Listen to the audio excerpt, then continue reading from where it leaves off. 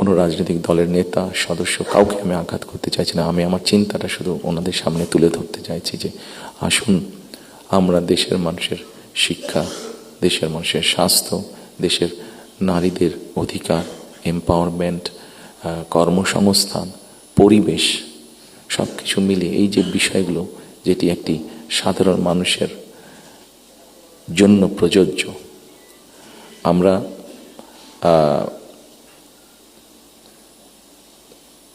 অনেক দিন ধরে আমরা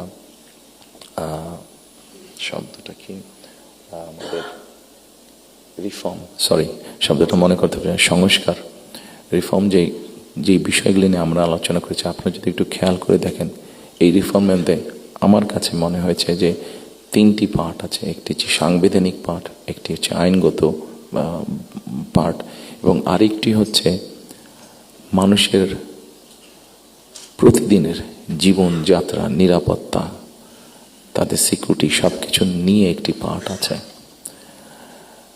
আমরা সাংবিধানিক বিষয় নিয়ে আলোচনা করেছি, আইনগত বিষয় নিয়ে আলোচনা করেছি। আমার মনে হয় মানুষের প্রতিদিনকার প্রত্যেকটি মানুষ, সকল সমাজের প্রত্যেকটি শ্রেণী পেশার মানুষ, তাদের প্রতিদিনকার যে চাওয়া পাওয়াগুলা, প্রয়োজনগুলো, সেটা নিয়ে বোধহয় আমরা আলাপ আলোচনা একটু কম করেছি। আমার কাছে মনে হয় সেই বিষয়গুলি নিয়ে বোধহয় আলোচনা করা উচিত। সেই বিষয়গুলি নিয়ে বোধহয় প্রত্যেকটি রাজনৈতিক দলের আলোচনা করা উচিত।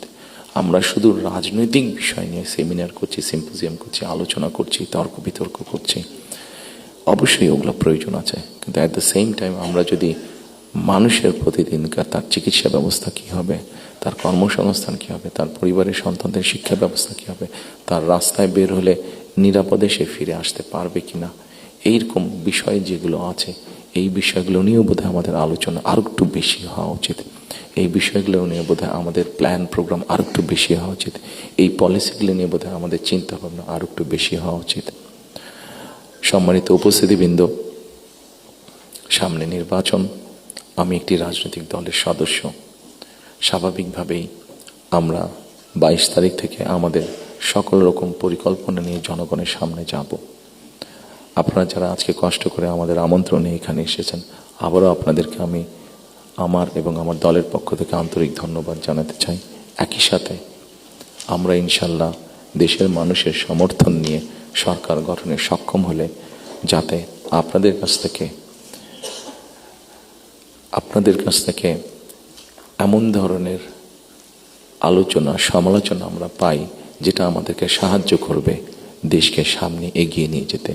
শুধু সমালোচনা করার জন্য নয়, আপনাদের কাছ থেকে এমন সমালোচনা আমরা পাই যাতে আমরা দেশের মানুষের যে সমস্যাগুলো আছে, সেই সমস্যাগুলো যাতে আমরা সমাধান করতে সক্ষম হই, আমরা সরকার গঠনে সক্ষম হলে, সেই প্রত্যাশা রেখে আবার আপনাদেরকে ধন্যবাদ জানিয়ে আমার বক্তব্য শেষ করছি। আসসালামু আলাইকুম।